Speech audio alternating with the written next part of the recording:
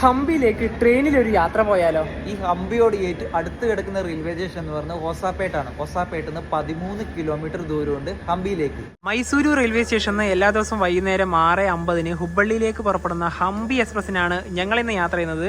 Train number 16592. കേരളത്തിൽ നിന്ന് ഹംപിയിലേക്ക് പോകാൻ ഉദ്ദേശിക്കുന്നവർക്ക് വേണ്ടി നല്ലൊരു വണ്ടി കൂടിയാണ് ഇത്. ഇതിൽ പോകേണ്ട ഒരു കാര്യം ഞാൻ നിങ്ങൾക്ക് പറഞ്ഞുതരാം.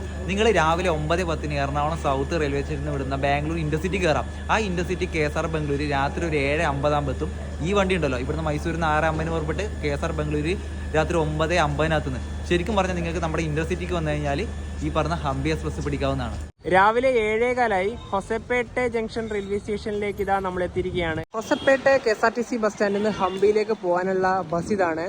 ഇവിടെ 12ാം നമ്പർ പ്ലാറ്റ്ഫോമിൽ നിന്നാണ് ഹംപിയിലേക്ക് ബസ് കിട്ടുക. ബസ് യാത്ര കഴിഞ്ഞ് ഞങ്ങളിതാ ഹംപിയിലേക്ക് എത്തിയിരിക്കുകയാണ്. ഹംപിയിൽ ബസ്സൊക്കെ വന്ന് നിൽക്കുന്ന ഒരു ചെറിയൊരു സ്റ്റാൻഡ് ഇതാണ്.